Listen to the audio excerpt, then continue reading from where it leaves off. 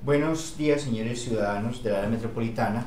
Volvemos nuevamente sobre nuestra discusión acerca de la responsabilidad social, la responsabilidad ciudadana al momento de votar. Recordemos que hemos hasta el momento tratado dos puntos fundamentales. Uno primero, que cuando usted va a elegir dentro de un mercado del voto bienes que beneficien a una comunidad, no tanto bienes que beneficien de manera particular, sino bienes que van a beneficiar a toda una sociedad, a toda una comunidad. Entonces, la fundamentación o la razón principal de por qué votamos es que votamos buscando cómo mejorar el bienestar de nuestra comunidad, el bienestar de los habitantes de nuestra localidad, de nuestro barrio, de nuestra región. Lo segundo que hemos tratado de hacer discusión es que cuando votamos tenemos un derecho de manifestar nuestros descontentos cuando no estamos en acuerdo con los programas de gobierno que plantean los candidatos para el desarrollo de nuestra región. Entonces, cuando no nos llenan esos candidatos, no llenan nuestras expectativas, entonces nosotros podemos votar señalando en el tarjetón, haciendo la X en la parte donde dice voto en blanco. Jamás debemos de anular el voto, sino votar en el voto en blanco como muestra de insatisfacción con estos candidatos. Si ganan la mayoría, si un buen número de personas tienen el mismo descontento que manifiesta cada uno de los votantes, entonces se deberán repetir la votación. Pero cuando usted anula el voto nulo nunca suma, no cuenta dentro del proceso electoral. Entonces, si usted está descontento, marque voto en blanco y no anule el voto. Eso hasta el momento los dos puntos claves de nuestra reflexión. Vamos entonces a mostrar cuando el voto en blanco logra ganar importancia para la decisión y el futuro de una región. Y a su vez vamos a tratar de manejar otro concepto, y es cómo se reparten esas curules, cómo se reparten esos puestos políticos. Comencemos por el siguiente ejemplo. Vamos a partir del ejemplo que aparece aquí en la página 205 de mi libro sobre ética de la responsabilidad, allí donde tengo un tratamiento sobre lo que es la elección pública. En esta parte vamos a tratar este primer ejercicio que aparece aquí en el enunciado, que dice: para un mejor discernimiento vamos a suponer que en la ciudad de Sabaneta se necesitan llenar 21 curules, vamos a suponer de que necesitan 21 senadores, concejales. En forma real son 13, pero vamos a suponer que se necesitan 21. El total de votos que fueron como votos válidos es 1.000.000.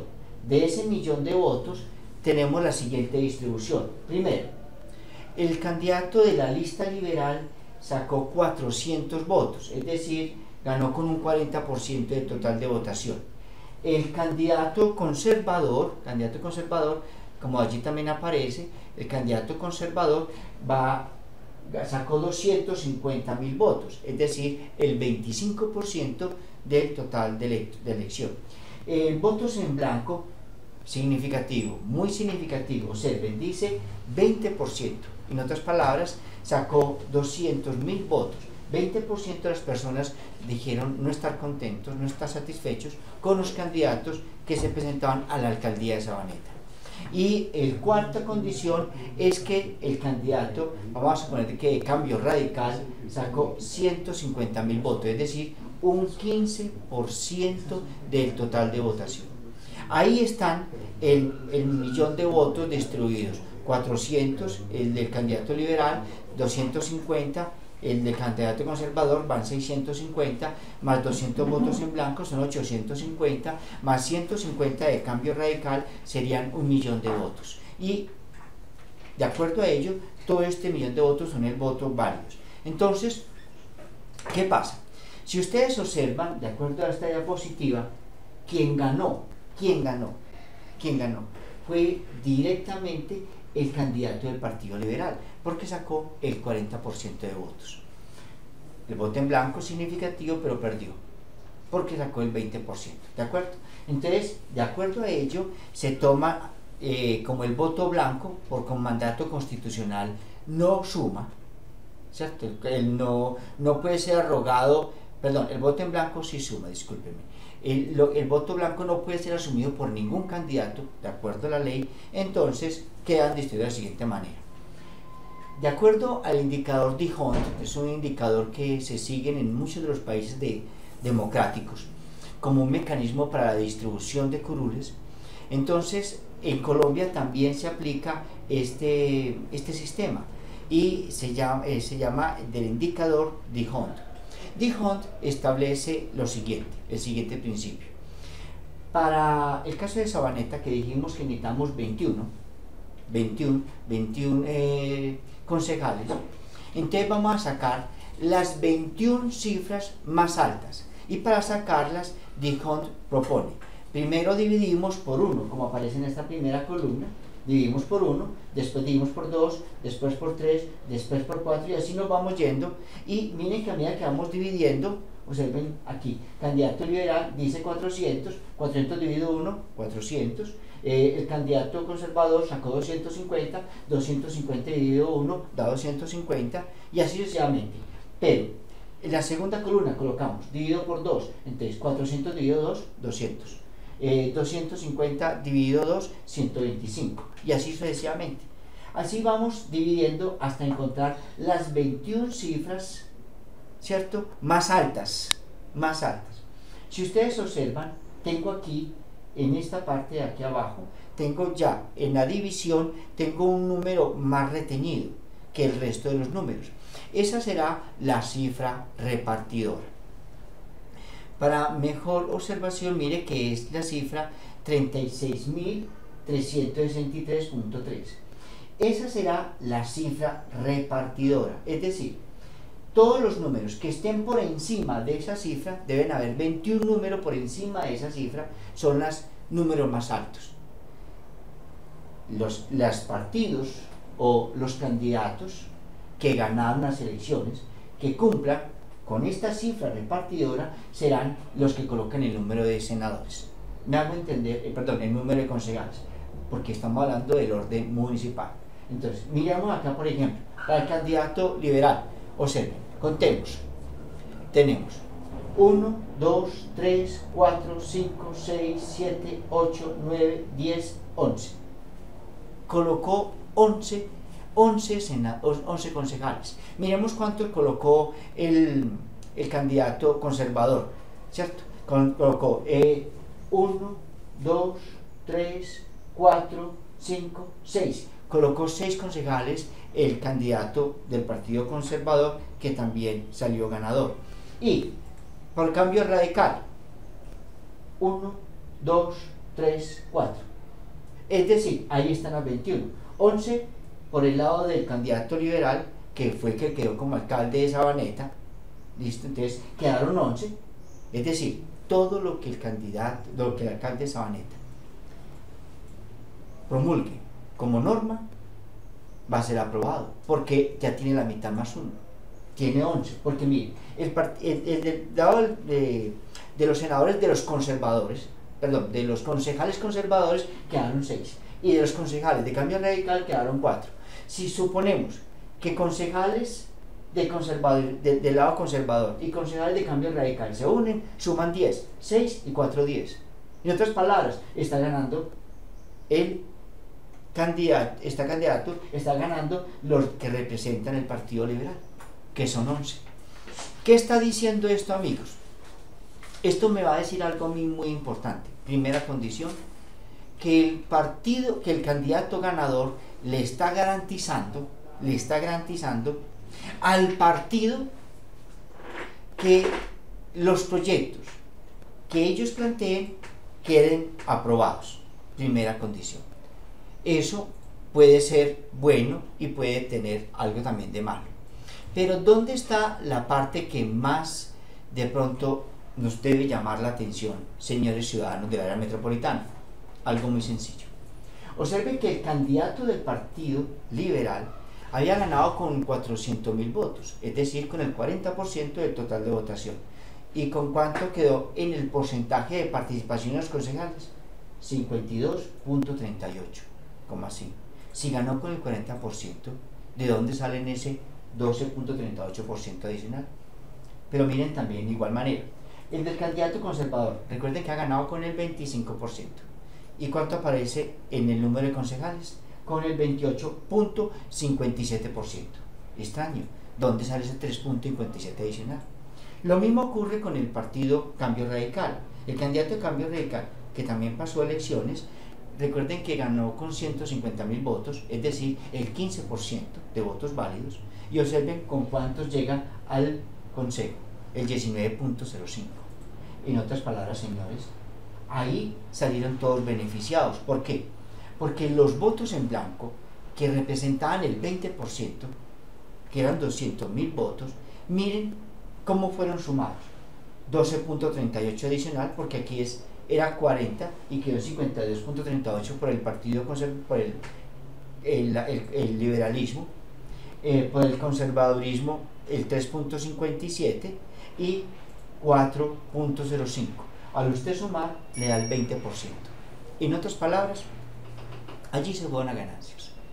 Los votos en blanco quedaron destruidos entre los partidos ganadores. Ahí se está incumpliendo un mandato constitucional que dice que el voto blanco no puede ser arrogado por ningún candidato, pero sí, miren que los candidatos que ganaron elecciones van a salir beneficiados al poder colocar más curules de su partido, más curules dentro de esa distribución. Entonces ahí no es tan cierto lo que hemos afirmado o lo que afirma la Constitución de que no puede ser arrogado. Al no excluirse del total de votos válidos los votos en blanco, entonces la participación de los grupos políticos en la repartición de los escaños o de las curules se fortalece. De allí que esa sería una primera condición. En otras palabras, todas las listas van a salir ganadoras. Van a salir ganadores. Y así mismo ocurre si estuvimos pensando a nivel nacional.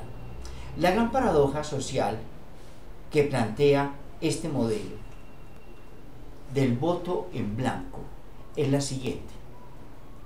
Si bien dentro de un Estado social de derecho el voto en blanco es manifestación democrática de inconformismo y de exigencia moral a la acción política de los líderes, deja de ser, escúchenme bien, políticamente viable cuando no gana elecciones. Pero cuando gana elecciones sí es un instrumento políticamente muy, muy viable.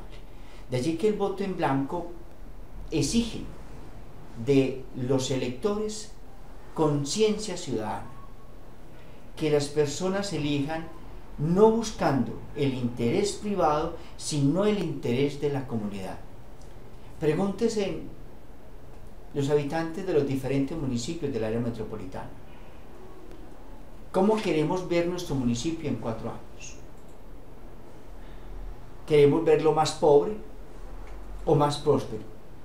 ¿Con mayor gente desempleada o con menores fuentes de empleo?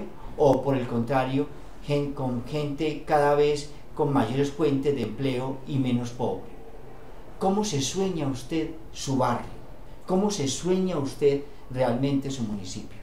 A partir de allí, cuando usted esté votando, tenga conciencia de que cuando vota está eligiendo en bien de toda una comunidad. Por lo tanto, el voto en blanco, como manifestación propia de un Estado democrático y participativo, pierde validez porque al perder elecciones, así sea significativo, no logra cambios estructurales. Entonces, la única manera que pueden haber cambios realmente estructurales es cuando la gente vota con conciencia. Y si vota con conciencia, si la gente se apoya también en el ejercicio democrático, entonces podríamos decir que puede mejorar las condiciones de nuestros municipios. Por lo tanto, el mercado del voto es un mercado que podríamos decir es imperfecto, porque es un juego estratégico que va a permitir el oligopolio de la corrupción. Claro, si el voto en blanco, a pesar de ser significativo,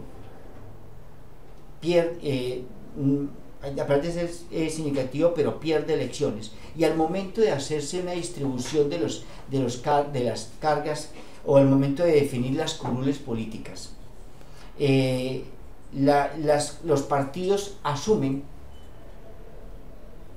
ese porcentaje de la gente que votó en blanco para distribuirse entre ellos también curules.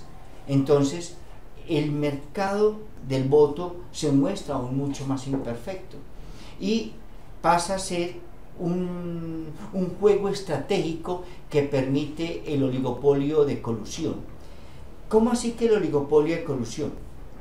No sé, señor votante, si usted se ha percatado que cuando muestran las estadísticas de qué candidato va ganando las elecciones, por ejemplo, cuando a través de las cadenas de televisión, a través de la radio, se preguntan si hoy fueran las elecciones, ¿quién ganaría? Entonces dicen, ganaría Julanito de tal, y ganaría ese porque es el que más, tiene más simpatizantes, el que tiene más seguidores. Entonces el grupo político, el candidato que se ve que está de colero, de último, y que ya falta una semana o 2 semanas para definirse las elecciones, ¿qué hace? Se pega del que va del puntero. Finalmente, ¿qué está haciendo ello? Favorecer el oligopolio de colusión, no permitir de que el partido que ellos representan se pierda, que el partido pierda protagonismo. Ellos quieren mantener firme la figura del partido. Finalmente, por lo que está luchando un candidato a veces es por el nombre del partido, no tanto por el bien de la comunidad, sino por el bien del partido. De allí la importancia que al momento de elegir, elijamos con conciencia ciudadana. La celebración de acuerdos hace parte de los oligopolios de colusión, los avales políticos y sobre todo porque garantiza la permanencia de los gobiernos tradicionales. Miren que un candidato puede tener muy buenas ideas, alguien que se quiera lanzar para el municipio de Sabaneta, por decir algo, puede tener muy buenas ideas, puede ser una persona muy estudiada, muy ilustrada y tener un buen programa de gobierno, pero si no está apoyado por un partido político o por un candidato que lo avale, señores, esa persona, así tenga buen programa de gobierno, no llega. Eso es lo que nos está mostrando la historia de nuestro país. Y eso se puede cada vez repetir cuando nosotros no tenemos conciencia ciudadana y estamos votando es por el color de un partido político. Que porque es liberal, entonces yo voto porque es liberal. No, estoy votando porque es el hermano de mi novia y como le prometieron un trabajito, entonces voy a apoyar al hermano de mi novia. No, usted está apoyando al hermano de su novia o usted está apoyando una comunidad. Eso es lo que usted tiene que pensar primero que todo, porque de lo contrario cada vez vamos a tener municipios más pobres y municipios más ricos. Miren que los municipios más pobres generalmente están habitados por personas de menor conocimiento. Para poder cambiar la historia es necesario que al momento de votar tengamos la mayoría de edad, es decir, seamos responsables, porque estamos definiendo es el futuro de nuestra comunidad. Para que el voto en blanco, entonces, como afirmo en el texto, para que el voto en blanco tenga poder de la moralización del Estado, es necesario la unión solidaria de los votantes, lo cual solo es posible, no como complot, no como un complot, sino como conciencia de responsabilidad política ciudadana. Ella se logra si los sufragantes, aún sin proponérselo, actúan de manera solidaria, como si se tratara de un juego cooperativo en el que todos queremos ganar, en el que todos queremos que nuestro barrio, que nuestra ciudad, que nuestro municipio, que nuestro departamento, que nuestra nación progrese. Allí entonces sería un juego de suma distinta de cero, es decir, en países de hombres con poca conciencia ciudadana, o en municipios de hombres con poca conciencia ciudadana, o en barrios donde viven personas con poca conciencia ciudadana, el voto en blanco no es formador de democracia, por el contrario, es perpetuador de maquinarias. Cuando logra ganar el voto en blanco? Cuando mi sentir es igual al sentir del otro, es decir, cuando yo veo que el municipio no va a quedar en buenas manos, y igual el otro también observa que el municipio no va a quedar en buenas manos, cuando nos damos cuenta que el departamento no está quedando en buenas manos, porque no hay un buen programa de gobierno, porque no se llenan nuestras expectativas. Si yo soy consciente de eso, y el otro, y el otro, y el otro, y el otro es consciente de eso, entonces el voto en blanco gana. Pero si soy yo solo, pero los demás ven que sí hay, entonces ganaría el candidato y no tendría que repetirse elecciones, porque el voto en blanco perdería. Seríamos unos pocos, o serán unos cuantos los que no creen que no va a haber mejoramiento para la comunidad, pero la inmensa mayoría dijo que sí había mejoramiento para la comunidad. Entonces gana el candidato que mejor programa de gobierno tiene. Esa es una condición. Alguien podría preguntarse, bueno, a partir de aquí, ¿qué nos queda? Formar en democracia. Por el momento, dentro de mi artículo, yo planteo una posible solución para evitar que las maquinarias políticas, para evitar que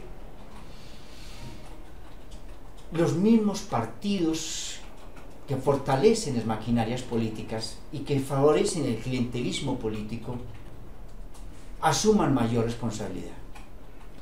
Para que los partidos políticos asuman mayor responsabilidad, planteo que es necesario, que es fundamental,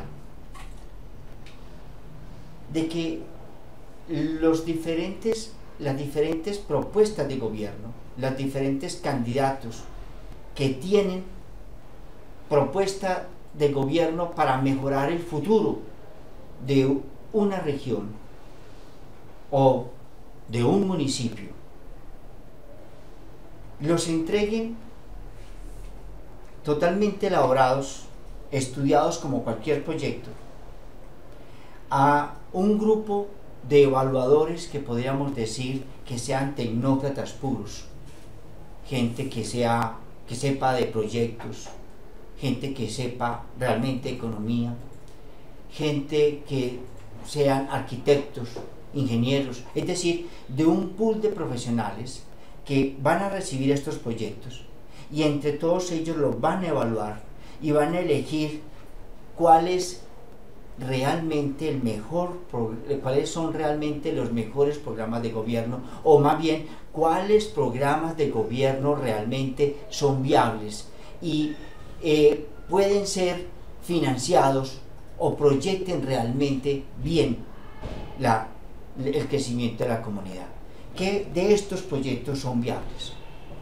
De estos que sean viables, entonces los van a presentar a través de medios televisivos, de medios de comunicación ampliada, para que los candidatos sustenten